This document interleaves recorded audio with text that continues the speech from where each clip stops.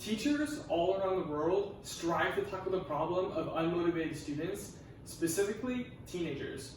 Already stereotyped as lazy and unmotivated, what causes students to be so unmotivated in the classroom? Kids can excel playing a sport or participating in extracurricular, but once they walk into the classroom, what happens? It actually all falls into the way that you are going about your assignments and the way that you are interacting in the classroom. The challenge of motivating kids is evident in every school as countless teachers try over and over again to motivate their students, as teachers are most often received with a kid sleeping at the desk, or if they're lucky, a kid staring off into space. Having that drive in the classroom is difficult to attain. However, by interacting and holding meaningful relationships with the teachers, and by simple changes in the way you interact in the classroom and do your assignments, could very well fix the problem. Let's face it, almost everyone here has probably suffered from unmotivation due to personal reasons or boring, useless curricula that the class follows. Thanks, Common Core. But you're not alone. In fact, many kids have experienced just what you have. Motivating students in the classroom is society's modern problem in education. Student motivation is difficult to attain, but necessary for success within the classroom. A lack of motivation also results in tardiness, hostility towards authority, and unrealistic aspirations. Constant tardiness and confrontations not only affect yourself, but also everyone else in the class. Being unmotivated devoids yourself of an education, but most importantly, others. I love school.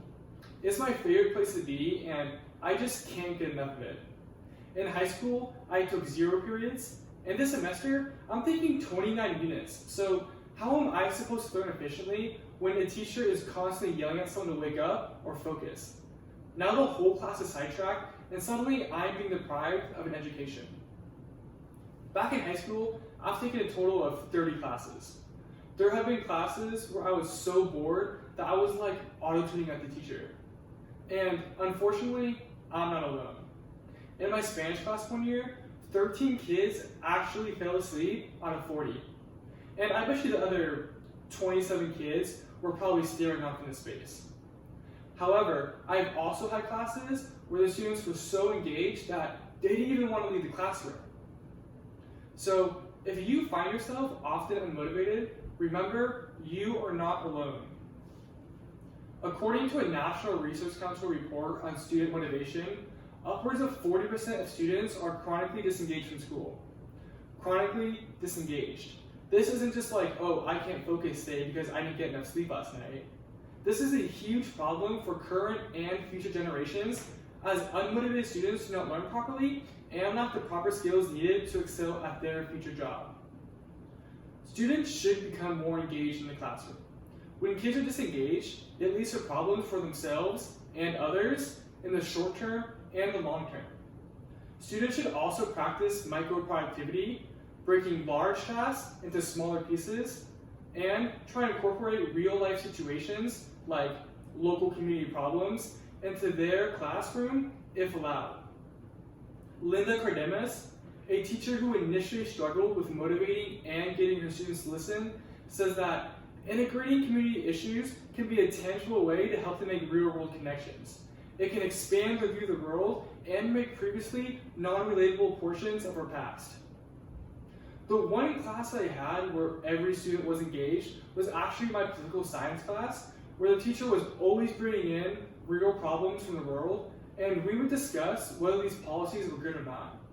The fact that the teacher wasn't just simply reading from the textbook or just simply telling us about these policies is what ultimately gained everyone's attention. Since demotivation in the classroom affects everyone, it is important that everyone tries their hardest to incorporate real-life examples into the classroom and change their own study habits to maximize how much you take away from that class. So students should try to incorporate some of their interests into the teacher's lesson plan, break out large tasks into small, manageable pieces, reward yourself when those tasks are completed, and always ask questions in class. Dr. Melissa Gradius, a workplace productivity coach and speaker, explains that Breaking tasks down helps us to see large tasks as more approachable and doable, and reduces our propensity to defer or procrastinate tasks because we simply don't know where to begin. Additionally, according to an article published by the University of Georgia, by breaking bigger projects into smaller tasks, the work is more manageable and less intimidating. When work is more manageable and less intimidating, it can significantly improve and motivate a student. Furthermore, questions can keep you and your entire class engaged. In an article from TeacherThought, it says, a question can take a lesson in which the teacher is doing the talking to a discussion that is more relevant to the students, bringing up questions that others might have, and making students personally engaged in that topic. So by practicing micro-productivity, the practice of breaking large tasks into small pieces, and by urging your teacher or by asking questions that incorporate your interest into the class curriculum, you can take a big win for yourself and your classmates. An unmotivated student is often a demoralized one. Therefore, for success, it is critical that you constantly break up your large, dreadful tasks into small, manageable pieces, and always ask questions in class.